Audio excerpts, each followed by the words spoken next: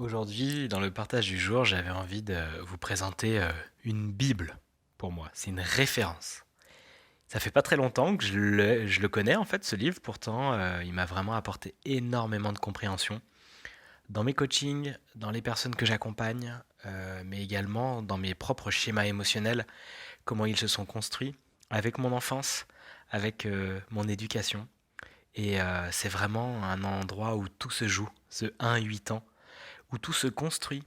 Et c'est fou à quel point, à la lumière de ce livre et de cette grille de lecture que propose Pia Mélodie, on peut vraiment analyser les schémas des personnes et ces schémas à soi qui nous empêchent et qui vraiment nous amènent à dysfonctionner au quotidien ou à ressentir beaucoup d'émotions.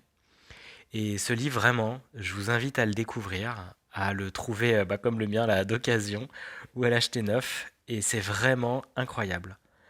Pia Mélodie, c'est une personne qui a découvert par ses symptômes de la dépendance et ce qui l'empêchait de vivre et d'être épanoui.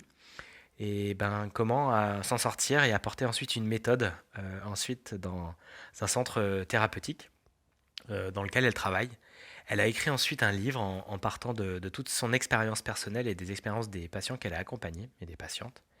Et c'est vraiment un petit livre, hein, c'est pas énorme, mais qu'est-ce que c'est puissant. Il doit faire à peu près 230 pages.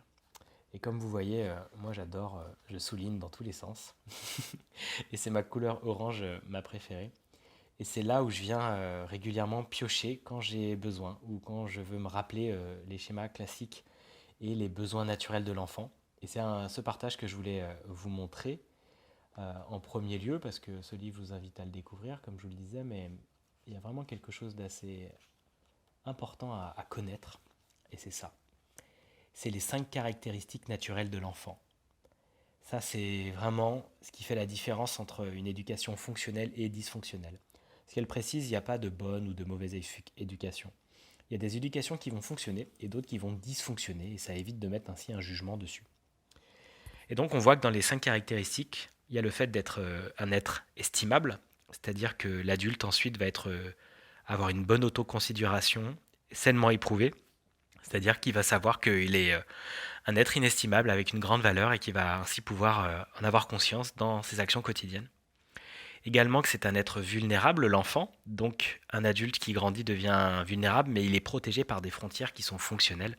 Et j'ai fait une vidéo aujourd'hui justement sur Insta par rapport à ça aux personnes qui viennent traverser nos frontières et nous étouffer, nous dominer, nous écraser.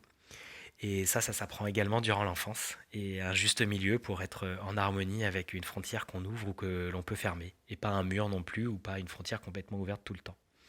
C'est également un être imparfait, un enfant. Donc ça devient un adulte qui est conscient de ses imperfections et ouvert à la spiritualité, parce qu'il est capable de s'en remettre à une puissance pour être aidé et triompher de ses imperfections. C'est souvent ça, on se coupe de la spiritualité enfant quand on a une éducation qui fait que le père ou la mère devient des êtres surpuissants, qui ont toujours raison, et qu'ils apparaissent comme parfaits à nos yeux, alors qu'ils ne le sont pas, parce que personne n'est parfait, et que le divin, que le supérieur, c'est pour ça qu'on peut ainsi se connecter à quelque chose de plus grand, parce que l'être humain est parfaitement imparfait. Une autre caractéristique, la quatrième, c'est que c'est un être dépendant, un enfant, il a des besoins et des désirs, il ne peut pas les assouvir seul. Et quand on grandit avec une éducation fonctionnelle, on devient un être interdépendant, pas indépendant, on est interdépendant et on est apte à satisfaire comme il convient ses besoins et ses désirs. C'est-à-dire qu'on a conscience de nos besoins, de nos désirs, mais qu'on peut aussi faire appel à d'autres personnes pour les assouvir ou pour nous aider à les satisfaire. Et que si on se croit complètement indépendant, ça c'est une phase qu'on a à l'adolescence, mais ça finit par nous empêcher d'aller demander de l'aide et de tout vouloir faire et d'ainsi dysfonctionner et d'avoir de l'émotion liée à ça et des burn-out ou des choses qui viennent un peu s'ajouter à je veux tout faire tout seul et on s'empêche ainsi de relationner en croyant qu'on est indépendant. Tout ça vient de l'éducation et c'est hyper important. Et le fait également, la 5e caractéristique, que c'est un être immature. Quand on atteint la maturité à son âge, d'adulte, c'est ok, mais souvent les enfants sont traités comme des êtres qui devraient être bien plus matures que leur âge.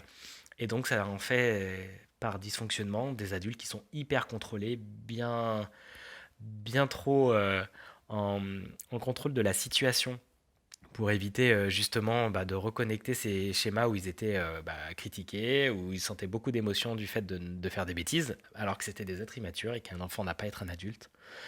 Et c'est vraiment hyper intéressant de voir ça, parce que dans l'autre côté de le revers de cette médaille également, c'est soit cet adulte est hyper contrôlé quand ça dysfonctionne, soit ça devient aussi un adulte qui n'a aucunement conscience de sa maturité et qui est un vrai enfant alors qu'il est en âge de pouvoir subvenir à ses besoins. Donc voilà, ça c'est vraiment une première grille de lecture, mais qui est développée dans les livres, ce qui fonctionne et ce qui fonctionne pas. Donc elle vient vraiment en parler plus longuement. Et c'est vraiment, vraiment hyper important. Et moi, c'est ma grille de lecture maintenant principale dans mes accompagnements. Quand je demande aux personnes qui viennent à moi de me raconter leur enfance, on revient toujours à ces valeurs-là, à ces caractéristiques naturelles-là qui ne sont pas satisfaites. Et c'est OK, on va pas en vouloir à nos parents. Et c'est grâce à eux qu'on apprend tout ce qu'on est en train d'apprendre et qu'on chemine. Et c'est vraiment aussi ça, un chemin de guérison, que d'en prendre conscience, d'accepter, puis de les transformer. Mais ce livre, vraiment, je vous le recommande chaudement. S'il y en avait qu'un là que je devrais lire en ce moment et que je conseillerais, c'est vraiment celui-ci.